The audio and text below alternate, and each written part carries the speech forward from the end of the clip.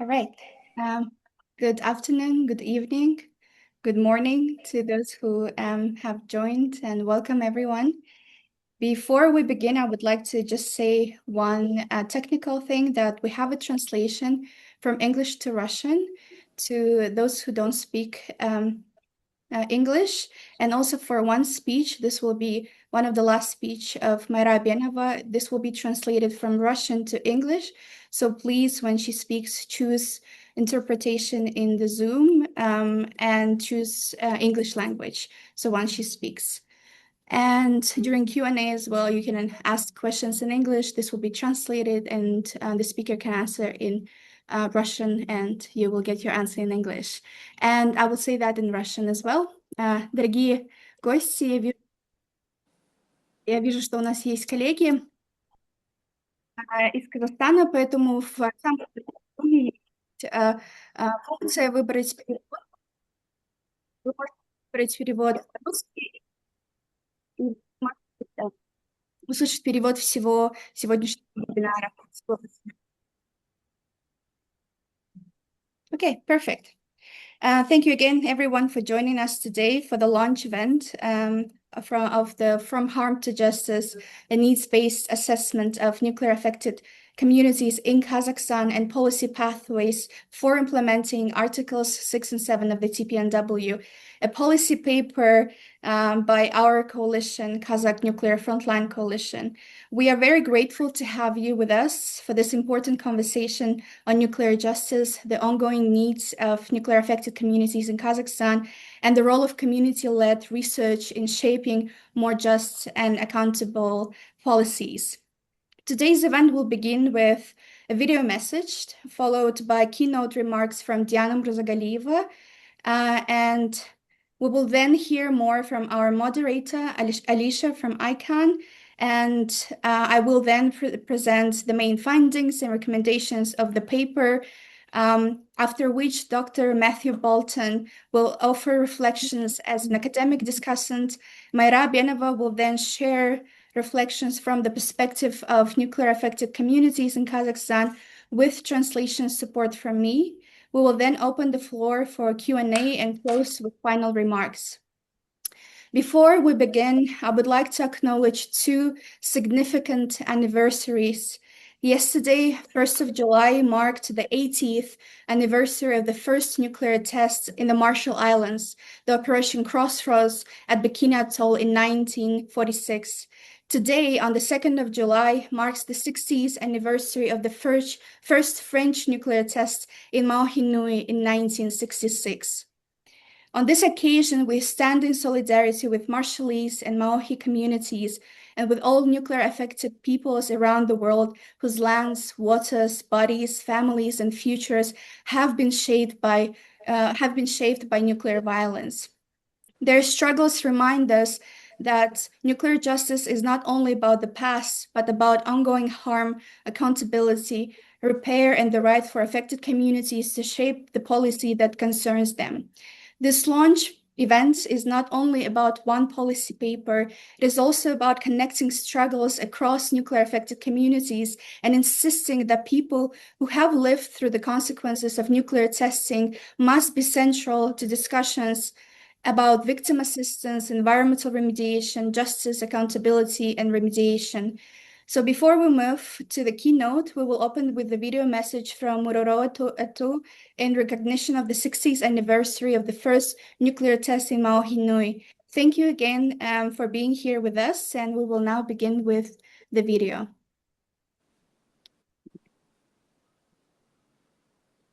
Give me a second.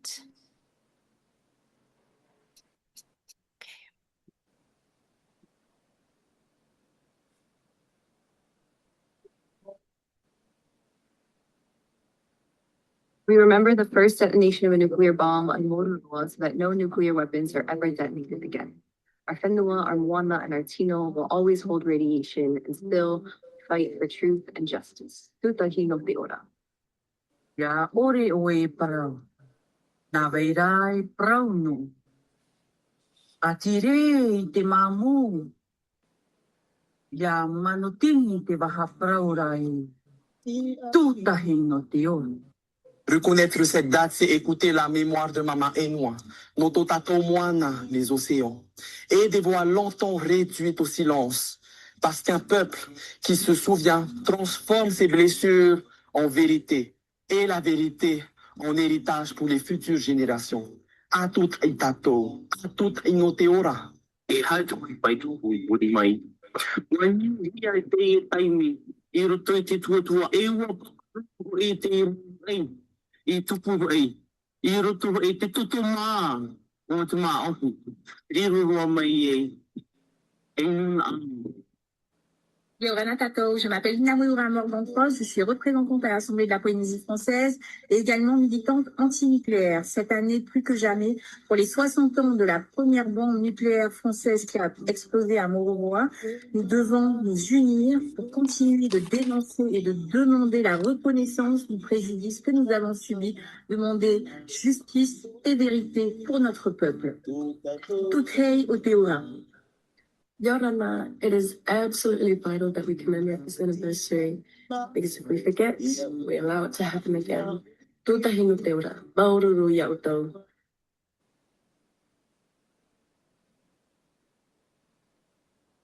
We're grateful to our colleagues for sharing this video, and I would also like to extend my gratitude to ICANN for supporting our project from last year, from August, and for trusting us with this paper. And I think that is quite important that we were able to do it, and I will talk about it a little bit more during the presentation. But first, we would like to start with our keynote of Diana Mruzagalieva, who is the fourth generation survivor of the Soviet nuclear testing. Diana is the founder of the international project Inclusive Academy and the Speak Up Startup project for people with speech disabilities.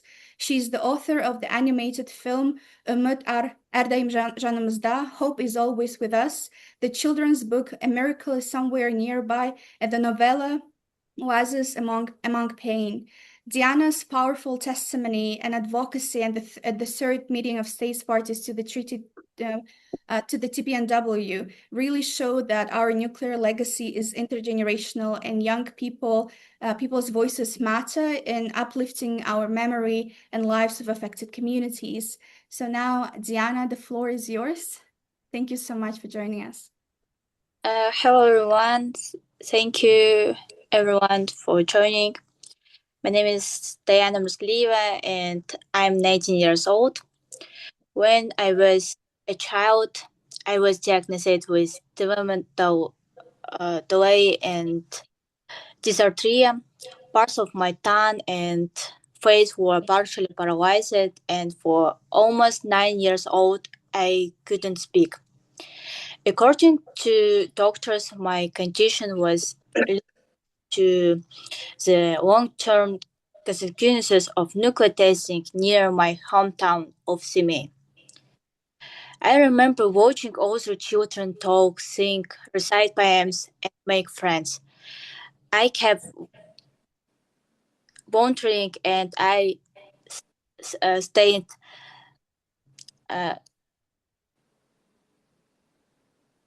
and my mother used to ask doctors the question, when will my daughter say her first word?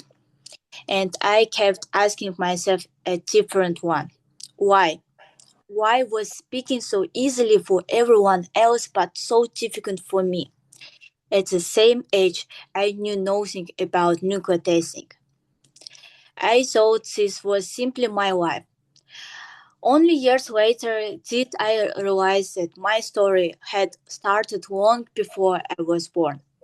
I was born after the last nuclear test, but I was not born after its consequences.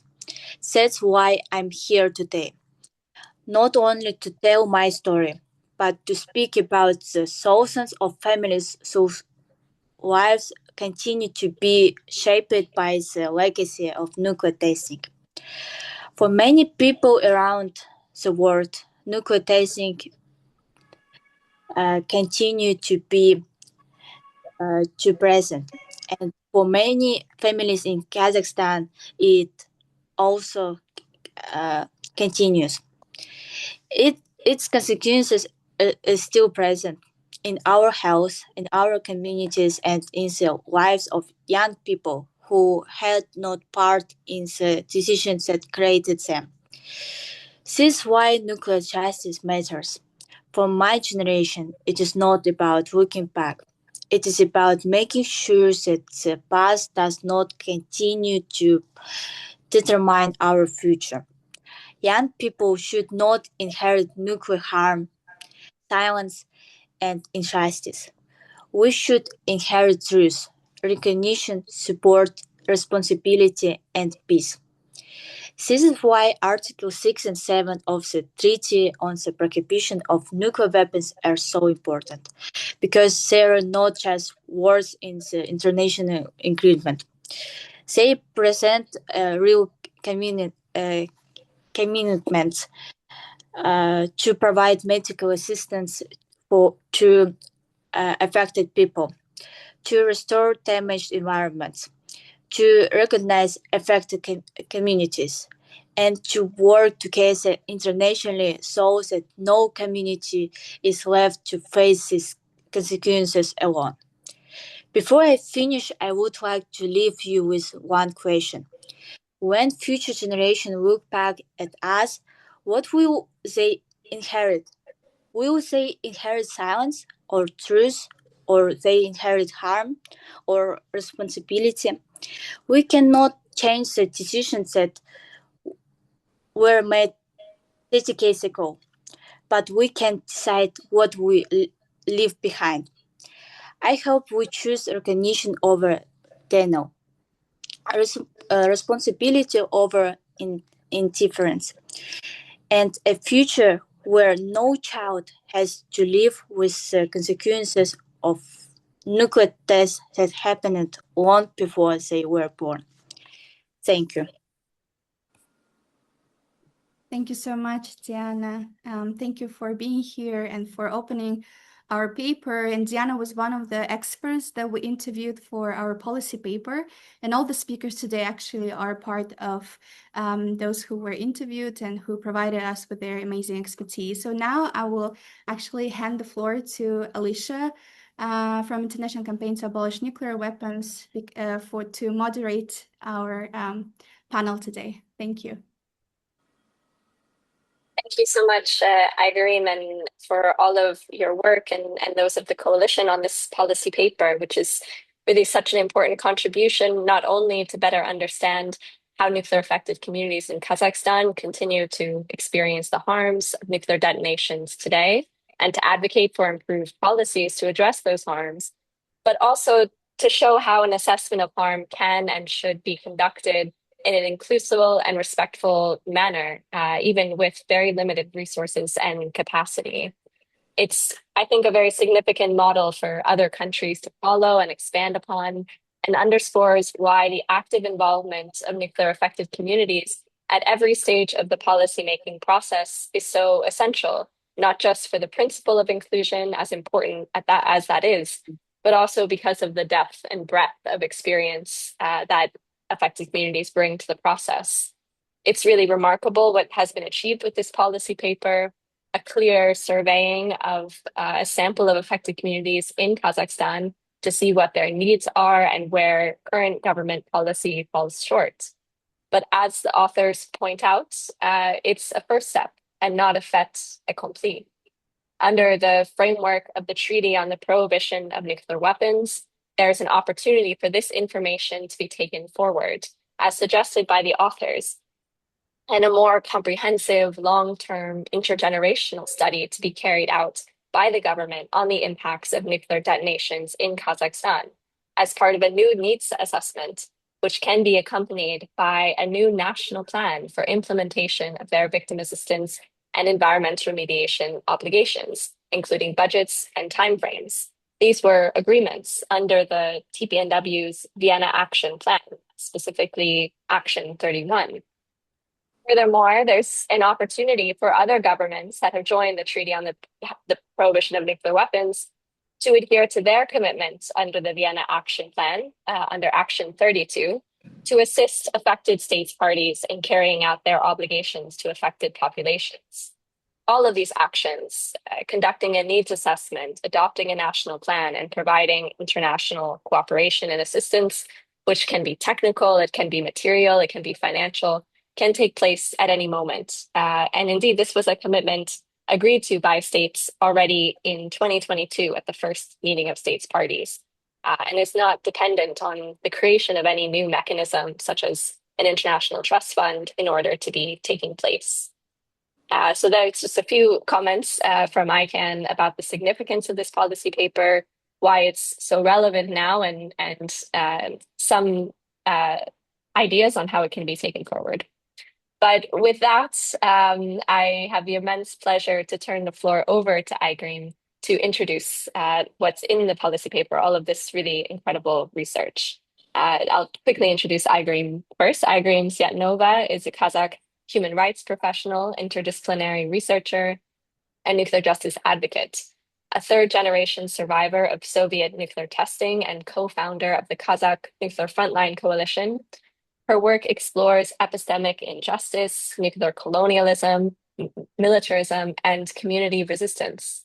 She has led civil society initiatives, authored policy and academic research, facilitated nuclear justice workshops, and created the documentary Jara, Radioactive Patriarchy, Women of Kazakhstan, which premiered at the UN headquarters in New York in March 2025, and has since reached over 2,000 viewers across Europe and Asia. iGream is a recipient of prestigious scholarships connected to her academic degrees in international human rights law, European studies, and international law. iGream, you have the floor. Thank you so much, Alicia. I thought that I would be humble and Alicia will introduce me. Instead, I will introduce myself. For the next 20 minutes, I would try to expand on our findings from the paper. And it's quite tough because the paper is quite long, and I feel like we haven't even been able to share half of the things that we really wanted to have in the paper itself, because a lot of the things were quite important to highlight. Wait, let me try to open. Okay, I hope that it's visible. Let me stop, and I want to do this again. Sorry, I'm being a little bit a boomer with trying to find out how to share my screen. But I think that this is quite visible. I don't know why it's not being full.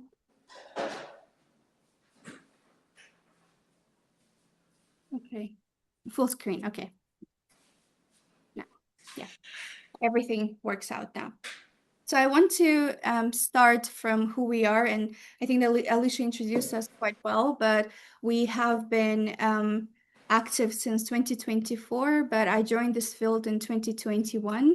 And at the time, I was a bit lost on how to navigate the knowledge that I had in human rights law and to be in the nuclear disarmament field. And in 2024, after I explored on how to engage a lot of young people, I also wanted to create more intergenerational organization, which will also have representatives from the first and second generation, since I understood how privileged sometimes young people are when we know English and we can express, and we have the education from different universities, but our first and second generations, they didn't have the same opportunities the same way as we have at the moment. So I wanted to highlight that, and that's why the Kazakh Nuclear Frontline Coalition was born.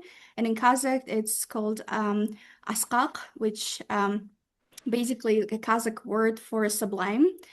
So before I start, I also wanted to say that for those who might not know the legacy of Kazakhstan, between 1949 until 1989, the Soviet Union conducted over 400 nuclear tests on the territory of the former Semipalatinsk nuclear test site, which is in the northeast of Kazakhstan and covers 4 regions of Kazakhstan.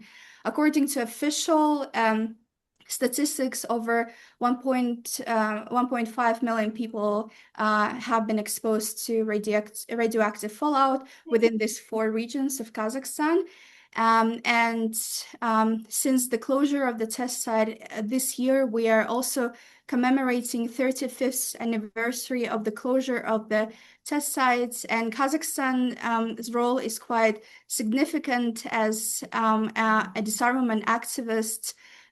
We officially closed the test site in 1991, renounced the world 4th largest nuclear arsenal, championed for the Comprehensive Test Ban Treaty, also for the Central Asia's nuclear weapons free zone, and of course the Treaty on the Prohibition of Nuclear Weapons. In 1992, Kazakhstan government adopted the law on social protection of citizens affected by nuclear testing, which was just 1 year after we got our independence. And I find it that it's one of the great commitments of Kazakhstan government to support nuclear affected communities in Kazakhstan. But throughout this work in nuclear disarmament field and through this paper, but also through a lot of other initiatives that we've been doing with affected communities, there is a gap that still persists between Kazakhstan's international leadership and the lived realities of nuclear affected communities nationally. And basically that is one of the reasons why we decided to conduct our research, but also I know that there are other initiatives that are conducting the same research on needs assessment from other perspectives as well, which is amazing. And it's really great that it's coming from civil society. For the next 17 minutes, I will try to cover this part. How did it start? Our methodology, our needs assessment survey, the community focus groups or workshops, that's how we called, the interview that we conducted. And then in the paper, you will see that we divided our paper into national framework. International framework, we also provided recommendations to 5 different types of actors, and then I will provide the conclusion. And how did it start? So in 2023, I participated at the Nuclear Survivors Forum at the 2nd meeting of states parties to TPNW, and the Survivors Forum was organized by Peace Boat and facilitated by Nuclear Truth Project. And that's when I learned about Nuclear Truth Project protocols and the principles of truth-telling, community knowledge, and ethical engagement. And it motivated me to explore how they could apply in Kazakhstan, and that there's still gap of needs assessment from nuclear affected community members themselves, and how we are considered as not as expert in this field. So one of the first steps was when Yerdaulet Rahmatullah, who is also a co-founder of our coalition, he translated the protocols from English to Kazakh and Russian in the summer of 2024. And in the preparation for the 3rd meeting of states parties in November and December 2024, we found that despite national reporting and civil society events that we usually hold, there was no affected community-informed policy paper or documented needs assessment grounded in community knowledge. So that's why we, in November and December, decided to develop needs assessment survey in consultation with Mayra Benova, who you will hear from her today, and Dmitry Veselov, who is also one of the community leaders. And then we disseminated the survey in Kazakh and Russian among affected communities in January 2025. And then also in January, we supported the co-chairs of the informal working group on the TPNW's Article 6 and 7 to organize the first consultation with affected communities in Kazakhstan. So this basically for us, all of the steps before that I'm describing confirm that there is a need for a systematic community-based assessment of harms, of needs, and policy gaps. And from August 2025, we began full project implementation supported by ICANN.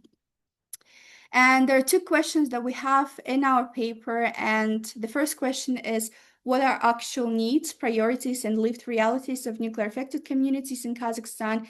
And how adequately does Kazakhstan existing national framework the 1992 law respond to them? And the second question, how do international legal frameworks, especially the TPNW, address or fail to address these needs? And what do nuclear affected communities themselves recommend for closing this gap between international commitments and lived realities? So that's the two questions that we started. And I would like to also start with a disclaimer. While the terms such as victim are commonly used in the legal, humanitarian, and policy frameworks in relation to communities impacted by nuclear weapons use and/or testing, our policy paper primarily employs the terms nuclear affected communities, sometimes nuclear frontline communities, and survivors.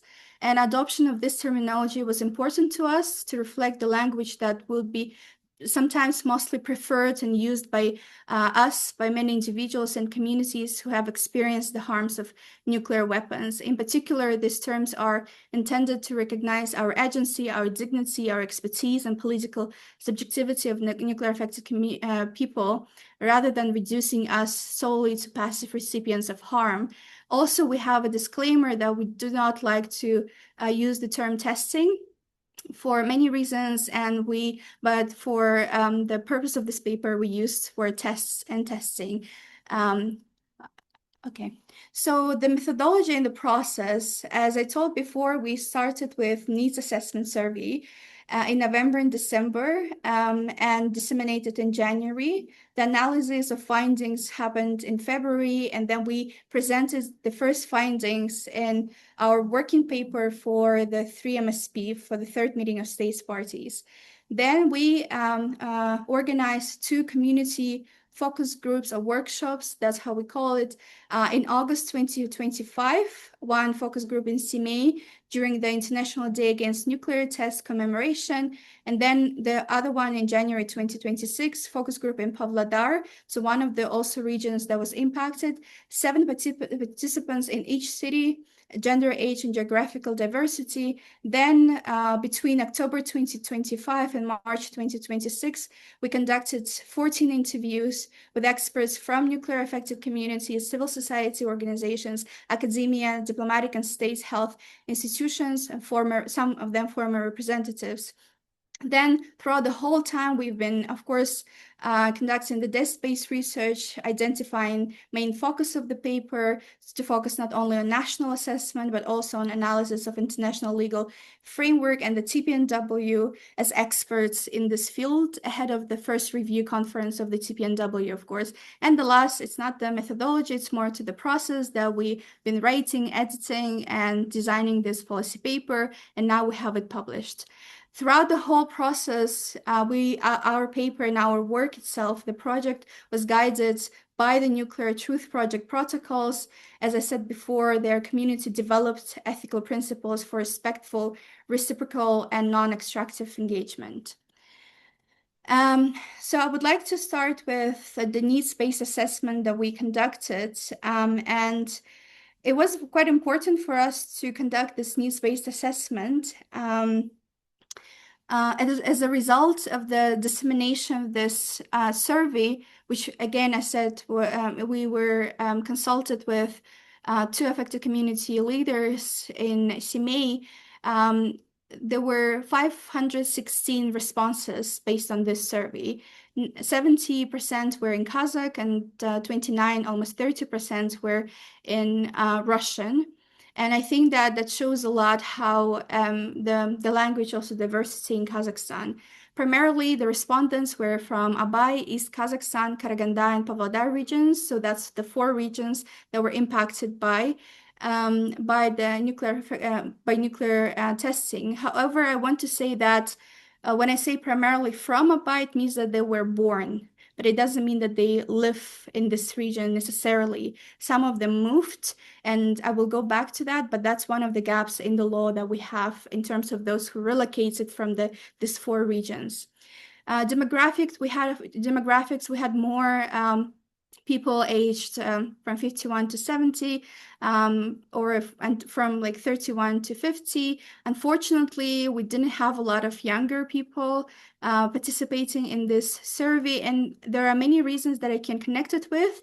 but mostly I can connect it with the fact that dissemination was mostly among first, second generation survivors and young people. I think that the legacy of nuclear testing in these regions particularly might not be the topic that would interest young people. And this is the gap that we need to close as well, and we need to attempt to closing. And you can see here the details related to how many women, so 57% women, 43% men. And it's very important that 65% no longer live in the place of their birth. That's why I made the disclaimer before. In the recognition status in Kazakhstan, those people who were born until 1990 in those 4 regions, they received the polygon ID. So it's a identification document, like a passport that tells you that that you are recognized as the victim of nuclear testing. So here you can see that most of the people have the official status. Some of them were relatives, and 6% were atomic veterans, those who had the military service at the polygon at the former nuclear test site. 85%, which is amazing, hold certificate of this polygon ID, but 14.5% do not, often due to relocation, lost or damaged documents, or being born after the test site's closure. As I said, there were some limitations with younger people. I think that digital dissemination created, of course, access barriers for those participants with limited internet access or don't have digital tools for that, especially for elderly. But however, we had a lot of elders who participated in the survey. Minor percentage discrepancies also might occur of approximately 0.1 or 0.3% due to rounding. The survey was conducted independently, pro bono, and with limited resources by us. But despite these limitations, I think that 516 respondents still provide an important empirical insight into the experiences and priorities of nuclear affected communities across Kazakhstan. And with this number, the survey still offers a strong basis for identifying patterns, repetitive patterns in healthcare access, in compensation issues, and socioeconomic vulnerabilities. As I said before, the findings were published in the working paper for the 3 MSP. So what that data showed, this is very short. In the paper, you will see full analysis, of course. So I'll try to be very quick here because I don't really have a lot of time, and I figure that I don't have enough time right now. But you can see here that 69.5% of survey respondents live with health conditions they associate with nuclear testing. And then what was really important to me is that 89.9%, so almost 90% of respondents rate current government social support as insufficient. 59.5% of those received no medical assistance, and 57% have no access to additional ecological paid leave they are legally entitled to.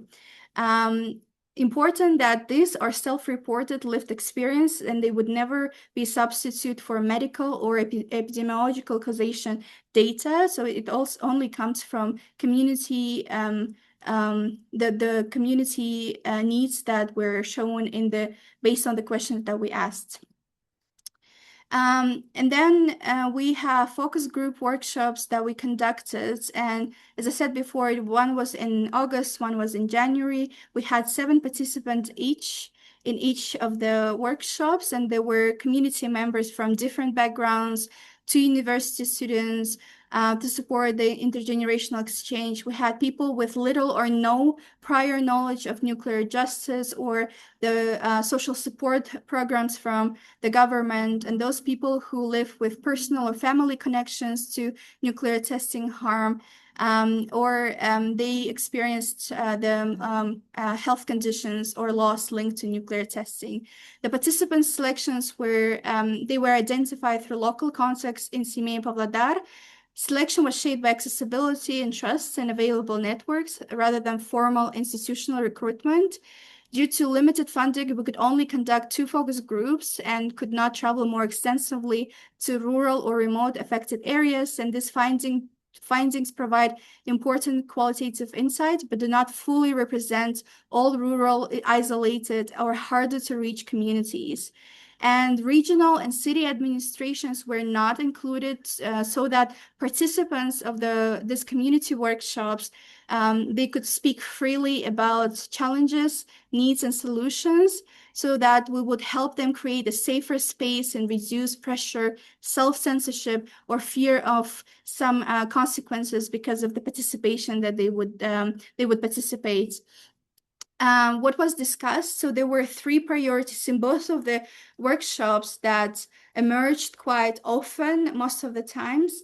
And one of them urgent, it was always healthcare as the most urgent issue facing nuclear affected communities. And they highlighted persistent challenges with shortage of specialized medical personnel. And that's one of the issues, is because a lot of medical staff, physicians, they move from Semey or Pavlodar, they moved to Astana, to Almaty, and that's why we have shortages of medical personnel. Then, of course, there is inadequate medical infrastructure that a lot of the workshop participants highlighted, and challenges with accessing modern technologies for diagnostics of their illnesses. Lack of psychological support was highlighted quite a lot, and limited rehabilitation programs and insufficient access to medications and long-term treatment. And it also was highlighted in our interviews as well. The second issue that was highlighted was social economic insecurity. And the major problem across both workshops, and they highlighted inadequate compensation mechanism, insufficient social protection measures, economic marginalization of rural communities, and limited support for elderly persons living alone and persons with disabilities. And then the third one is that the workshop additionally highlighted broader governance, legal, informational, and memorializations concern, and that there are barriers in accessing information about their rights, their state programs, and information on archival materials regarding historical nuclear testing activities. And although the limited number and geographic concentration of these focus group workshops do not allow for broad generalization, these discussions nevertheless provide important part for identifying the structural challenges that are among nuclear affected communities in general. There were 14 expert interviews, experts from affected community members, academia, civil society, and the focus was national legislation and, of course, international frameworks, implementation gaps, and progress on Articles 6 and 7. In terms of national legislation and its structural limitations, so as I said before, Kazakhstan 1 year, just right after independence, already adopted the law on social protection of citizens affected by nuclear testing. And that's one of the earliest commitments in the laws in general, which is great. And it has, it establishes provisions on compensation, on healthcare, and territorial classification as well. There are 5 radiation risk zone and 3 time periods. So that you can see in the law and in the paper. The compensation, it's connected to the monthly calculation index for 2026. It is 4,325 Kazakhstani tenge, which is around $9. And that's most of the number that the compensation are received by the people is around this number. Unfortunately, before in the law, the system was once linked to the minimum wage, which would have been 20 times higher, but then it was changed throughout the time since 1992. So the challenges, the 4 principal categories of national legislation, the gaps that we have identified, and this is not exhaustive list, but that's what we focused on, is inadequate and regressive compensation, temporal and territorial limits, environmental governance and unresolved zoning, and administrative barriers and implementation gap. So the law, of course, was a milestone, but 34 years of political, economic, and demographic changes, plus the emergence of third and fourth, now even the fifth generation affected populations have not been matched now by equivalent legislative modernization. So basically, in short, the law is outdated in current time. So here you can see more of the detailed analysis of the structural limitation of the law. And I think that what is really important is that in Kazakhstan, there were not only testing in the nuclear testing in our region, but there were also testing for peaceful nuclear explosions that happened across other additional regions.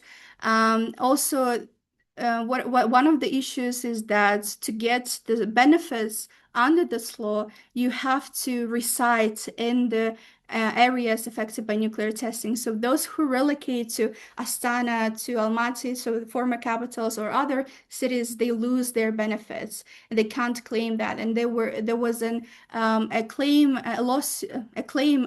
in the Constitutional Court that challenged this article in Article 13 of the law, basically saying that it's discrimination that people can't receive. Unfortunately, unfortunately, but the Constitutional Court recommended to strengthen the law. There is also administrative barriers, as I said before. Some of the people were not issued the polygon IDs.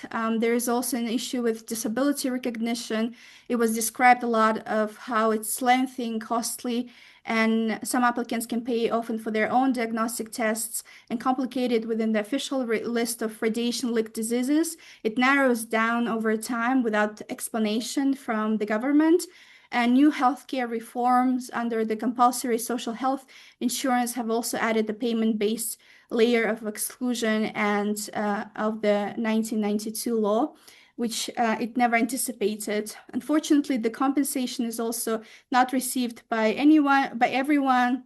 As I said before, it has changed from monthly calculation index, from minimum wage to monthly calculation index, calculation of these costs, but also the financial burden falls on local employers and small businesses, including businesses run by nuclear affected peoples themselves. So sometimes nuclear affected people, they have to legally pay for their employees compensation for those parts.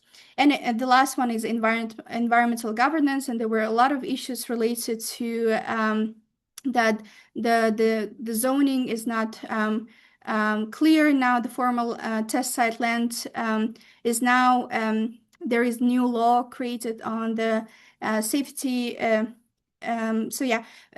Basically, the new in April 2026, this resolution transferred 832,000 hectares of former test site land to reserve land status for future economic and agricultural use. But this reclassification remains disconnected from long-term remediation planning of the former test site itself. And then there is a parallel draft law on the radioactive waste management that had raised concerns that policy focus is shifting toward future nuclear energy infrastructure without resolving the legacy contamination of the former test site. So the Kazakhstan Constitutional Court recommendations was that the law has to account for modern radiological conditions, but the zoning still relies on Soviet-era classification, unfortunately. Important note that the 2026 constitutional referendum in Kazakhstan removed the constitutional primacy of ratified international treaties over domestic law, granting the Constitutional Court authority to overrule international bodies' decisions it finds non-compliant. And I think that this is a very a shift of direct unresolved implication for how Kazakhstan will implement its Article 6 and 7 of the TPNW, but also human rights obligations in general.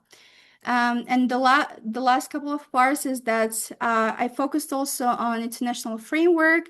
Here you can see the treaties that we focus is the International Covenant on Civil and Political Rights and Economic, Social, and Cultural Rights, which Kazakhstan is party to both. Of course, we focused also on the Convention on the Rights of Persons with Disabilities, which reframes disability from medical impairment model towards rights, participation, and dignity. We also focused on transitional justice principles in the paper, and some the trace of historical shift criticized during this anniversary year, criticized ICJ's advisory opinion on the legality of nuclear weapons, saying that it didn't have the provisions on humanitarian impact of nuclear weapons on affected communities more broadly, and of course reference the dissenting opinion of Judge Veeramantri.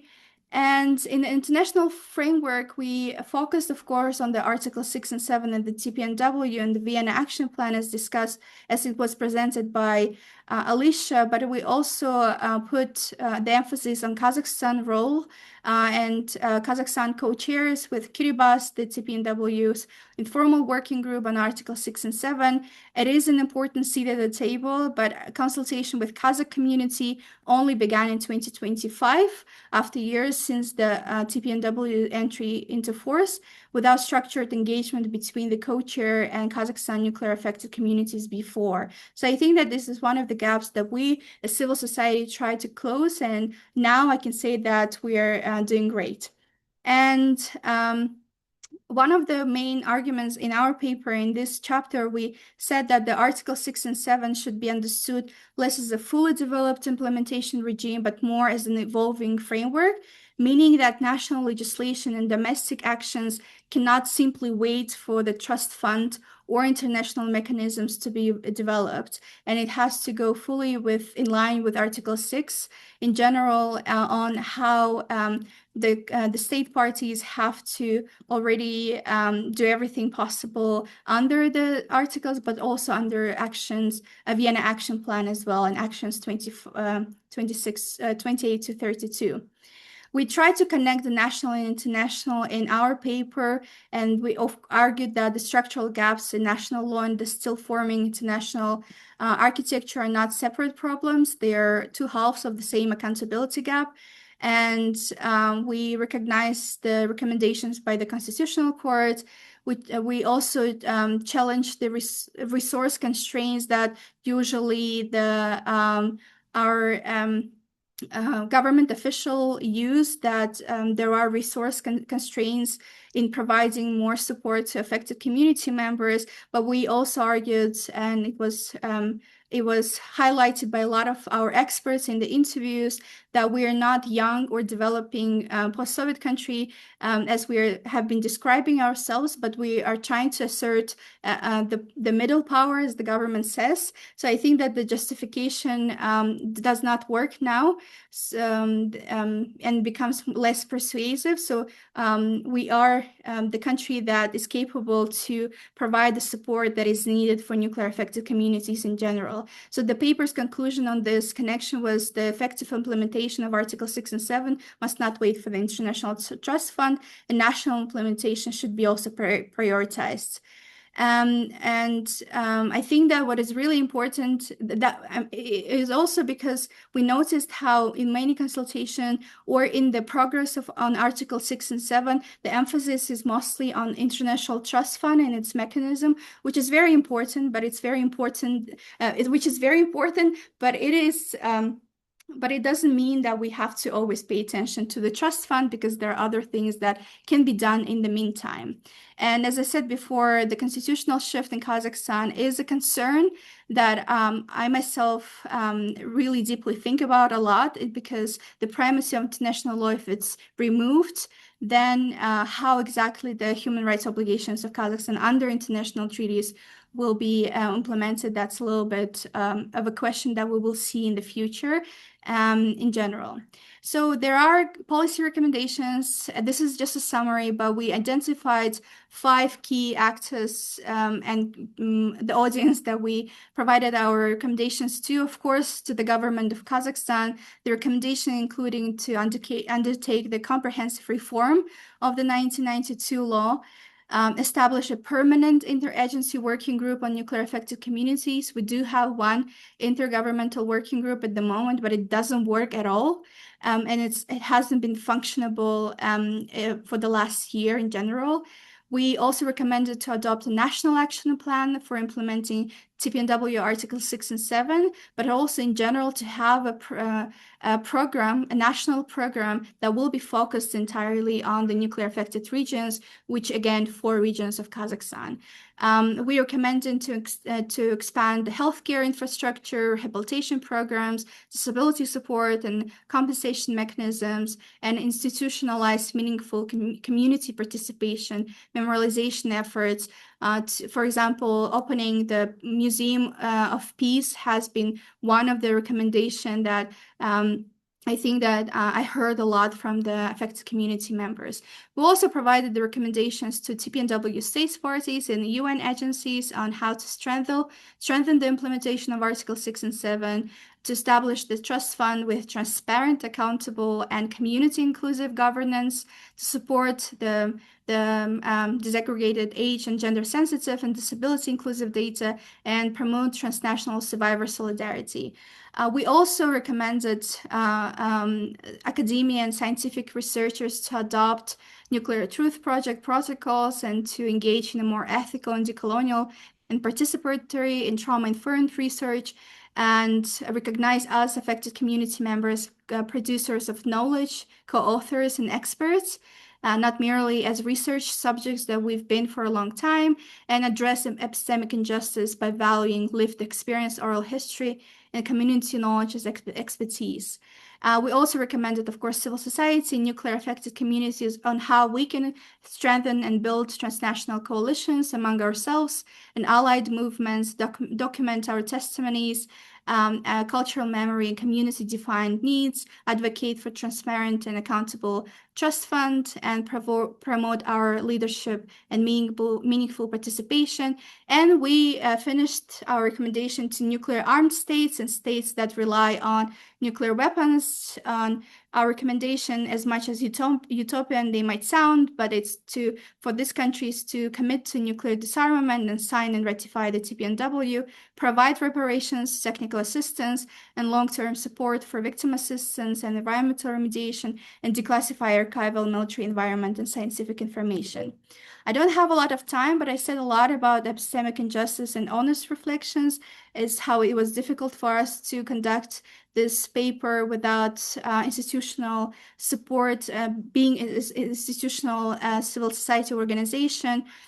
But at the same time, I think that it has been one of the great honors for us to still highlight the lived realities and to provide our expertise, not in terms of our needs, but also our recommendation and our view on the international legal framework, so that we are on the same page as other experts as well. And of course, one of the last parts is that in our paper, we said that nuclear justice is not a symbolic aspiration, but it's an urgent political and humanitarian and ethical necessity. And I want to close this, my presentation, which was, I'm sorry, this long, but dialogue should not be only about security, but also about justice. And I want the next generation to not inherit this pain. And this is the quote from Diana Murzagalieva, who we heard earlier today from our keynote speaker. And I just also would like to thank all the affected community experts who participated in this paper, in this project. I know that there are some of them, you're here, and I just hope that we will be able to promote this paper, and this will be one of the several launch events and presentations. Thank you so much. Thank you so much, Irene, for such a clear informative presentation. It was really amazing work, and certainly not too long to share all of that research with us. Just a note for our translator who was online, for those who are speaking, to try to speak slowly if you can. Although it's sometimes hard to remember, just to make it a bit easier for the translation. But with that, I will now turn it over to Dr. Matthew Bolton as an academic discussant. Dr. Matthew Bolton is a professor of political science and co-director of the International Disarmament Institute at Pace University in New York City. He is also affiliated with the Environmental Science and Studies Department. For more than 20 years, he has worked with UN and NGO initiatives addressing the humanitarian impacts of landmines, cluster munitions, military robotics, nuclear weapons, and the arms trade. His work focuses on the ongoing environmental and humanitarian harms experienced by communities affected by nuclear weapons, detonations, and production. Bolton is a member of the International Campaign to Abolish Nuclear Weapons team, awarded the 2017 Nobel Peace Prize. Over to you, Matthew. Thank you so much, Alicia and Igarim and ICANN and the Kazakh Nuclear Frontline Coalition for inviting me to participate in this opportunity and talk about this excellent report, which I think is a landmark one for this conversation. I think I want to limit my comments to have some brevity to them, but I also feel quite enthused about what this report offers, which is a report generated from within a nuclear weapons affected community, directed both internally to Kazakhstan, but also to the rest of us. And I think that that has been a missing piece from much of this conversation, even as the voices have not been missing, but perhaps the amplification has been. And I just wanted to talk briefly about why that might be. There has been a systematic marginalization and active blocking of the voices of communities affected by nuclear weapons development, those who have experienced nuclear testing or nuclear detonations in various kinds and use. And we see that in the widespread security practices and secrecy practices of the states that have been involved in nuclear weapons production and detonations, that have actively often benefited from colonial practices or systems of political marginalization that make it very difficult for people who are affected to speak and be heard at the national and international level. And I think one of the things that is particularly alarming in our current moment is the dysfunction of many of the policy arenas that are supposed to deal with nuclear weapons. So I think the failure of the review conference of the Nuclear Non-Proliferation Treaty this year, which did include in its draft outcome document obligations to address the harms of nuclear weapons use and testing, shows that there is a crucial need for the Treaty on the Prohibition of Nuclear Weapons, or the TPNW, to do things differently, and for non-nuclear armed states to show us the way, and to a more just and effective addressing of the harms of nuclear weapons, both past and present and future. And another thing that is, I think, getting in the way, and this is a task for academics and policy workers to think about, is a tendency to see nuclear harm through the lens of what a pollution researcher, Max Leboiron, has called threshold thinking, where rather than thinking about how do we address the the human rights needs of people who are affected by various kinds of pollution. And we have a tendency to think about it through a liability limiting lens.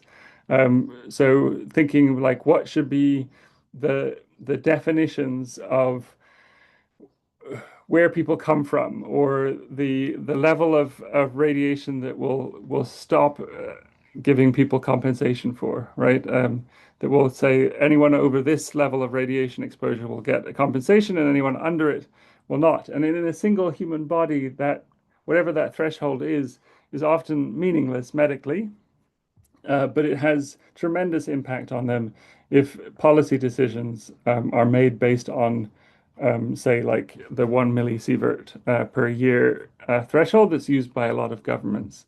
If you ask a doctor, like, does 0.99 millisieverts per year mean that the person is not going to get radiation health effects? Of course not, right? But if decisions of compensation are based on numbers like that, or geographic limits, or temporal limits, timing limits, then that can have quite discriminatory effects on people, particularly thinking through the ways that radiation may affect people differently based on their gender, their age, their diet, so whether they are engaged in subsistence hunting, for instance, or whether they are, eating food from a supermarket. And so all of these factors can create these compounding discriminatory effects and on people's access to justice.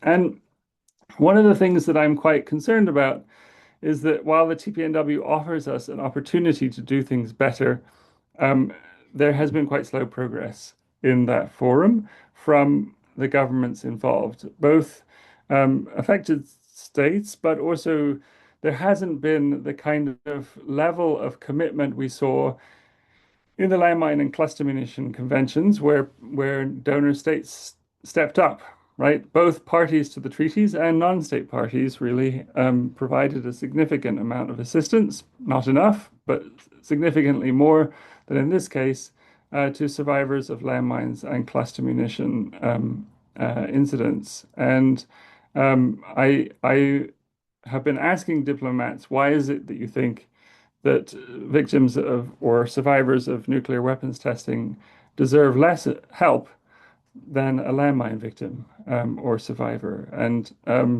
that's not to set different communities off each other, but just to point to the kind of contradictions that I think are related to the ways that a lot of governments that give significant amounts of money to mine action are deeply complicit in the nuclear kind of complex. Examples like NATO governments, for example, or Australia, or thinking about Canada, for example, that are quite generous in other forums and less so in this case. That said, the TPNW has been a forum and a space for connection and organizing, as we've seen, right? So I think it has, outside of the official negotiating room of the TPNW meetings of states parties, it's been a place where communities affected by nuclear weapons can connect with each other and share experiences and generate reports like this one that I think are really exciting and important, and I think underappreciated by those people who, particularly academics, who are analyzing the TPNW and trying to determine whether it's effective or not. They often don't think about it as a kind of organic space that has generated an opportunity for solidarity between nuclear weapons affected communities and their allies. So I wanted to finish by saying that I think that moving forward within the TPNW and outside of it requires a serious commitment of resources from donor states, more kind of efforts like this one that kind of outline what needs to happen, from the voices of those who are most affected by that. And I think that this also needs to not just be an informal conversation. In the Paris Climate Agreement, as well as the biodiversity conventions, there are specific and official mechanisms for affected communities to have a voice in the diplomatic conversations. I think there should be something similar in the TPNW that creates a formal platform.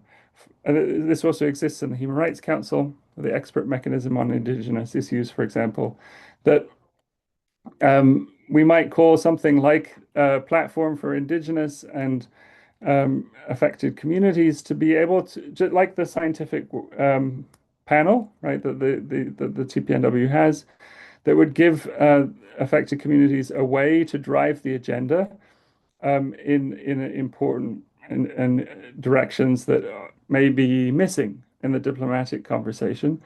And I think that is, yes, should be about Article 6 and 7, about victim assistance and remediation.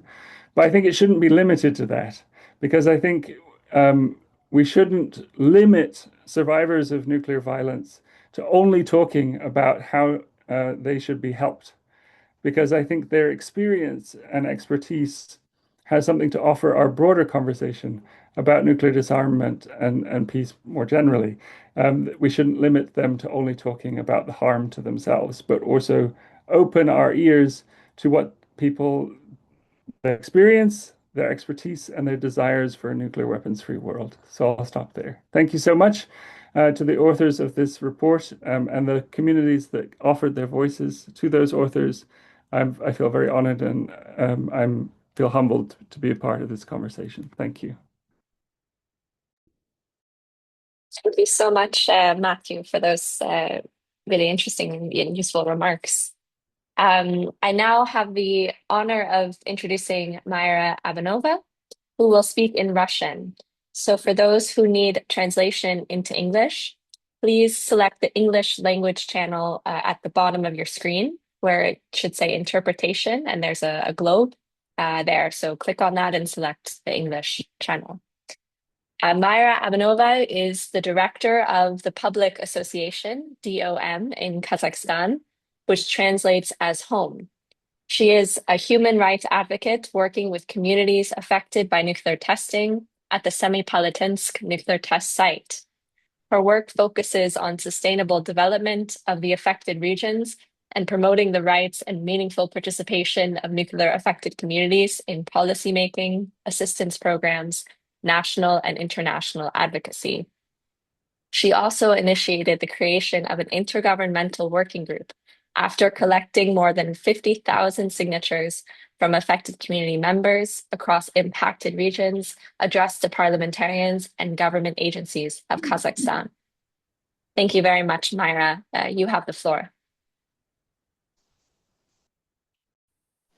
Thank you, Alicia. Esteemed colleagues, friends, hello. Can you hear me? It's a great honor for me to speak to you today, not only as a representative of civil society, but also as a person representing the community of people whose livelihoods for several generations have been affected by consequences of nuclear testing. Can you hear me? I don't hear anything in it. We hear you very well. We hear you well. Just a reminder to speak slowly for the translator.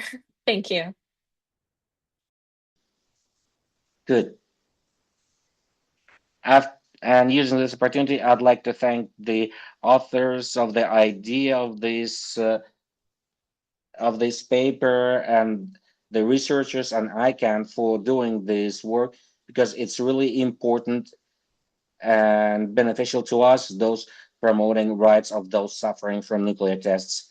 5 years ago, starting the work with communities suffering from nuclear testing, we have faced a very serious and regretfully still continuing legacy of the Soviet past. For many years, decisions were made and still continue to be made without a systemic participation of the people affected by such decisions. As a result, laws and government programs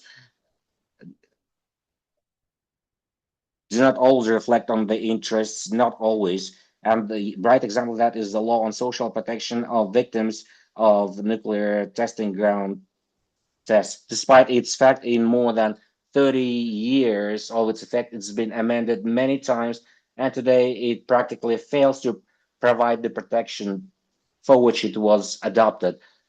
Based on that, we've come to a conclusion that's impossible to develop an effective policy if it's being developed without continuous dialogue with those for whom it is being developed for. So all these years, we're trying to discuss our proposals to improve the law and develop a program for sustainable development for the victim regions by the victims themselves. It is their expertise and their daily lives lets one see what you cannot understand by just doing desktop work and working with stats. That experience has led us to a simple conclusion. Communities must be not an object of a policy, but its fully fledged participants. When we started this work, we, as many, were focused on the need to change the law. Gradually, we've come to realize that the main thing is not just the content of the law. Of no lesser importance is who participates in drafting the law. Unless there are representatives of the victim communities represented, even the best law will not really affect the lives of affected people. When people speak of testing, they speak of history, radiation, politics, and policies. But behind all of that are people. Over 1.5 million residents of Kazakhstan were recognized as people victims of the operation of the testing ground. Many still face problems with health, uh, social protection, discrimination, and very often by the fact that their voices are not heard where decisions are being made. That's why needs assessment is of tremendous importance. You cannot develop effective assistance if you don't ask the people what is really truly important for them. Yes, we need quality healthcare, academic research, but psychological support is important. Information and participation of people in decision making are important. It's especially important for the international community to understand the implications of nuclear tests. They don't end with the closure of a testing ground. They continue for decades afterwards. That's why Article 6 and 7 of the must be implemented not only for the affected communities, but also together with them. We have the unique experience. We know which decisions are truly effective, and we understand where existing mechanisms are not adequate.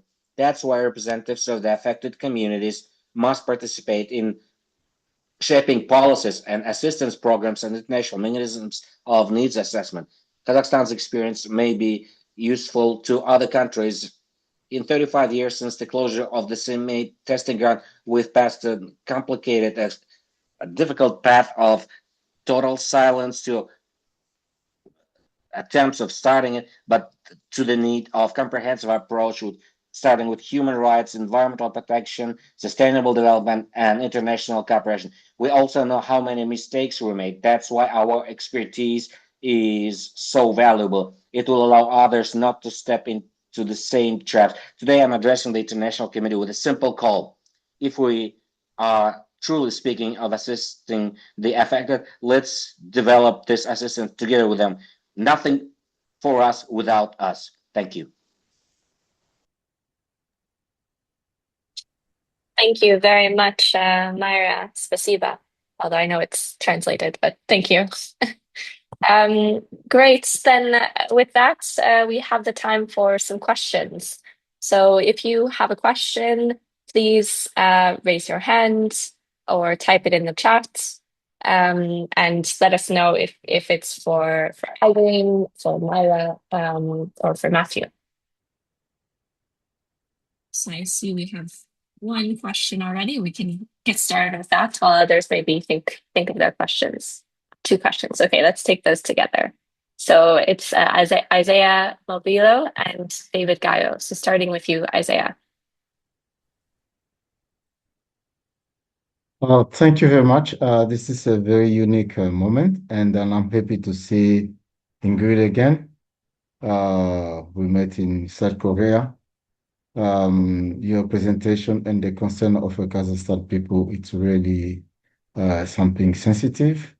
And touching on the Article 6 and 7 of the TPNW, bringing all of us together.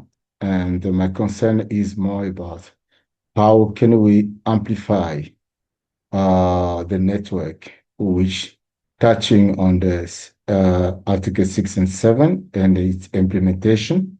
That is my concern. And the second one is just wanted to link the concept of the affected community of nuclear with the primary concept of the nuclear weapon, or let's talk about Shinkolobwe, where the uranium of the atomic bomb started in Congo, which is our also program, which we talk about the missing link of Hiroshima and Nagasaki. How can we come together with where everything started? Because the affected community of Congo never been heard. And then also there's a challenge of fear, challenge of intimidation. Since the exploitation of the uranium of Congo up to now, there's nothing which we can have like paperwork, research, and trying to allocate who will be affected because of the fear, intimidation up to now, and how collectively we can get assisted so that the voice of Congolese from the Shinkolobwe mine, which provided the first atomic bomb of Hiroshima and Nagasaki, and the first technology of the nuclear weapon to be heard. Those are my two concerns. Thank you very much. Thank you very much, Isaiah. If it's okay with you, Igram will also take David's question and then go back to the panelists. So David, yes, please go ahead. Hello, can you hear me? Yes, thank you. Well, first of all, thank you very much, Egerim, and everyone that has participated in this project. It's such an incredible work, and I must say that it's really inspiring for myself that is also doing research on nuclear affected communities on how to implement the nuclear truth protocols. So thank you very much for this. And my question would be for you, Egerim. You mentioned that the informal working group on the implementation of Article 6 and 7 held its very first consultations with nuclear affected communities in Kazakhstan last year. And I must say this is very surprising since it's been 3 years now that TPNW member states are working on implementing those articles and trying to create this trust fund. So my question would be, do you know why this hasn't been done before? And also, did your organization play a role in it, and what came out of those consultations? Thank you. Thanks a lot, David. I think with those two questions, we can go back to Igram and maybe start there if other speakers want to address them as well. Just we're starting with Igram. I'll try to be brief, but also slow for the translation. Thank you, Isaiah, for your question, and I'm happy to see you after we met in South Korea. I think that I share the same concerns on how to amplify the voices of nuclear affected community members on implementing the Article 6 and 7 of the TPNW, because I think that by doing this paper, it was one of the steps to do it, basically. To do it from the nuclear affected community in Kazakhstan, but also I think that the more we have needs assessment of affected communities from other communities as well, the better it would be, and it will also inform the work of the implementation of Article 6 and 7. And I see that there is still this gap, and I will connect it with David's question as well. I think that there's I think that there's still this gap of how we are considered as experts, or we consider only as those who give the testimonies. Testimonies are very important, but also testimonies can shape the policies. But unfortunately, we see how still in those spaces we're not considered as experts. For example, the TPNW working group on the scientific working group, right? When they held the consultation, when you hold it with researchers, you do it separately, the nuclear affected communities.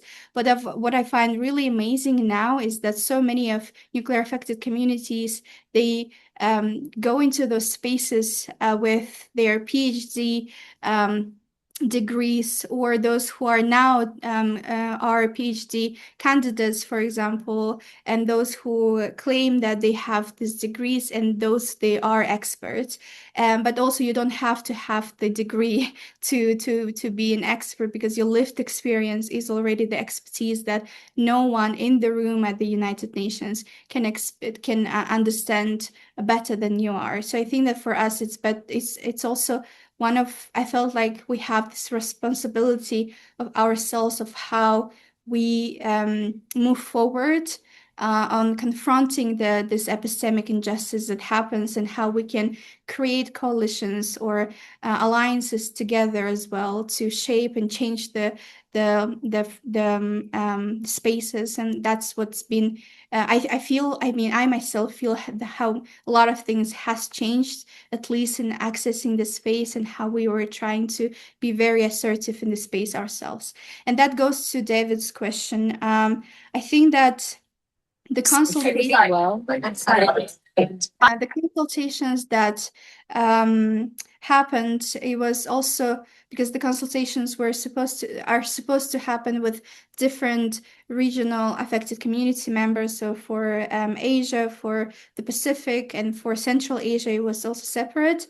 And we supported the co-chairs in providing those representatives of affected community members from Kazakhstan. But in the first one last year, we also provided some civil society organizations from Central Asia. Unfortunately, they did not participate, but I don't know the reason why it didn't happen before. What used to happen is that there were testimonies, of course, of those affected community members who spoke out at the UN on different forums, including the TPNW meeting of states parties, and before that as well during humanitarian initiative and etc. after 2010 and before 2010, of course, but it was not on the level that it was last year. And then I think that the progress is a little bit slow on implementation. I mean, on what is happening now with the informal working group from my own perspective. But I hope that this paper and other processes, the consultation that happened this year in February, will inform the report and the outcome that they're working at the moment, the co-chairs. And I'm happy that now the consultations are happening, and that we as grassroots initiatives, we also can see when we see the stagnation, and we can push a little bit more those from the working group, from the informal working group.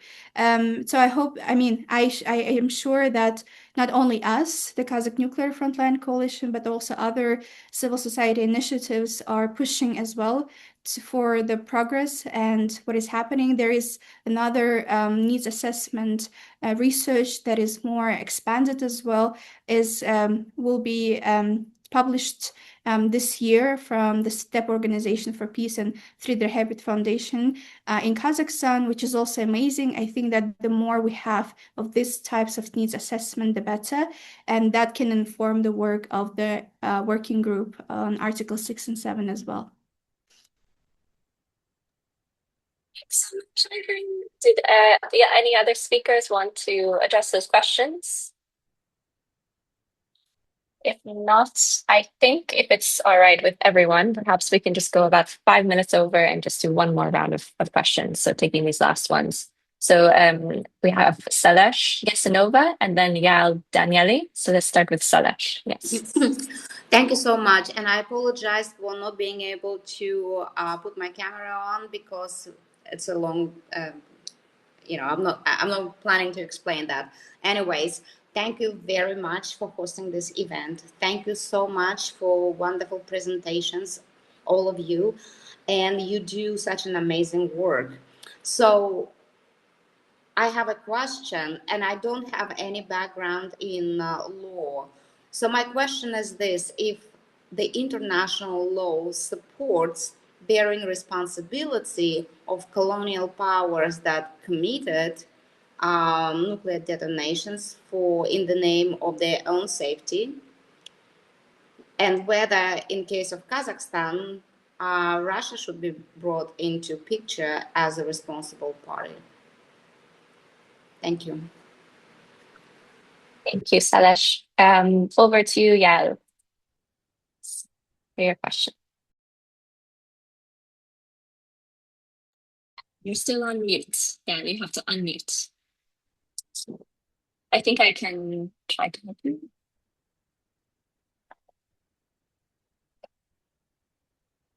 I'm asking you to unmute.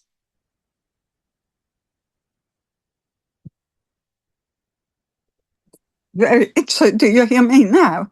Yes, now we hear you. Thank you. Hello, Alicia. Hello, dear Adrian. I'm so happy to see you well.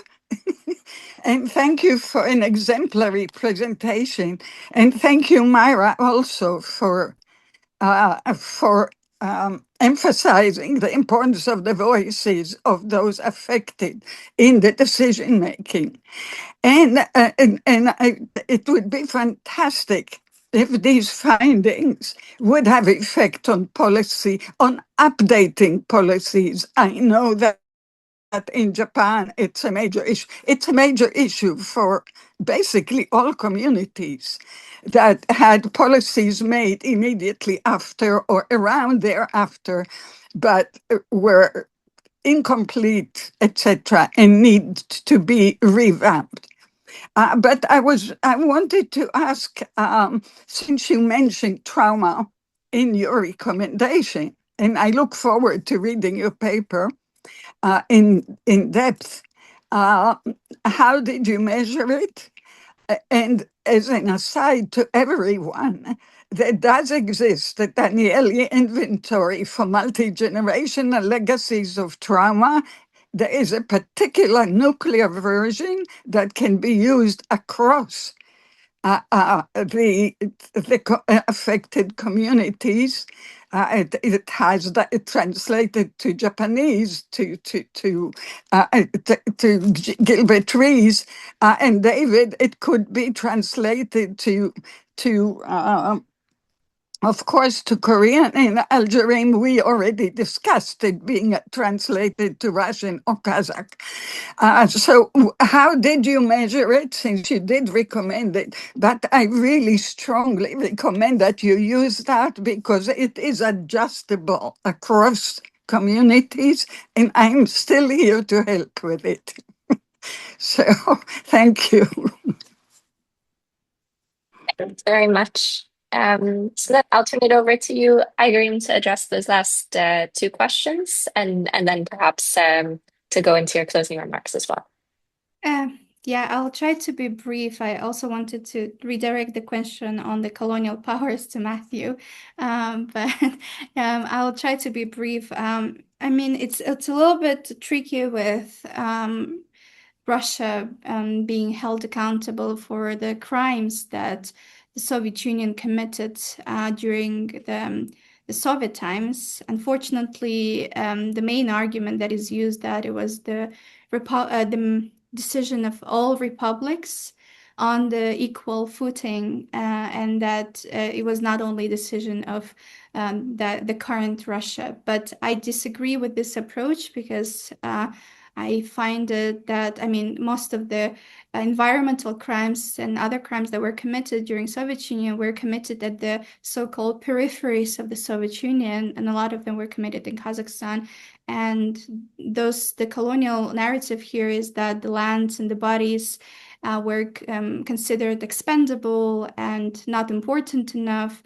There was this part of othering, that we are others and it's okay for it to happen, which happened in other communities that were were colonies as well. But at the same time, decision was not those of, people were not informed what happened and etc. So a lot of the patterns can actually show that there is a direct link to nuclear colonialism by the Soviet Union, and that Russia inherited the seat at the Security Council and not other, for example, not Armenia or Georgia or any other country. So there is definitely a power dynamic. So it's a little bit difficult in terms of this. There are other things, the moments that are at stake as well, related to how it will not be held accountable politically, economically, considering Kazakhstan's relationship as well. But I think that what we also put in our paper, and which was also said by the former co-chair of Article 6.7, the person who worked before, also representing this, representing Kazakhstan at the negotiations of the TPNW, that we inherited this legacy ourselves, and we're really trying to do, Kazakhstan is really trying to do its best in how to support affected community. We inherited something that we didn't do, and as the newly independent country in the 90s, a lot has been done to remediate and to provide the support for affected communities. So I think that here I would like to really give credit to Kazakhstan government for actually for the commitments in this regard. I know that there were a lot of criticisms, but at the same time, there are a lot of really positive things of how this has been really developed throughout the years. And on the trauma-informed interview, I think that what we really try to do is to interviews with those affected communities, but also most of the trauma-informed approach we had during our community workshops, where we wanted to create safe environments with the questions that we asked, and to not re-traumatize people, and on how to not question the nuclear harm the way the science questions, and on the causation, for example, links and etc. So that was really important, and that's why we have this mixed method research and approach that we have on the survey and etc. And the main point was the Nuclear Truth Project protocols for us as something that we can create trust and safe environment. And as I said before, that's why we did not have local administration and those people who are from the government officials in the room, so that the people would trust them. So I would like to finish with that, and I would be happy, Yael, to talk with you a lot on how we can move forward, because this is one of, as I said before, this is one of the first steps for us. There's so much that has been done by those before us and those who taught us, and there's so much that we can do more, and there are other initiatives which are doing much more as well. And I think that the main part is for us to connect and to move forward on how we can amplify our voices, but also disseminate it and actually shape and influence policies that are coming. And as Matthew said, this is quite alarming that is happening at the moment. So I hope that we will not lose this enthusiasm, we will not lose this hope, and that we will have capacities to continue our work. So for those who support affected community members and the organizations, continue in doing so and creating the trust relationships with us, not only Kazakhstan affected community, but others, and support in every way possible on how our testimonies, our papers, our working papers, our videos can influence and can be brought to attention of those decision makers that we're trying to be involved with. I would like again to thank you everyone for being here, for staying longer than it is. It's been an honor, and there is so much that I didn't say, and there's so much that is in the paper, and the paper is quite long, but I hope that you will find it insightful. And in the paper, we write that this is not a classical paper that comes that is written from institutional or academic distance. It is the paper that reclaims our agency, and that's what we've been trying to do. It is paper written by nuclear affected communities, with affected communities being at the center of it. So I really hope that you will be able to find it valuable in your work. Thank you so much, Rahmet. Sizlerге спасибо большое.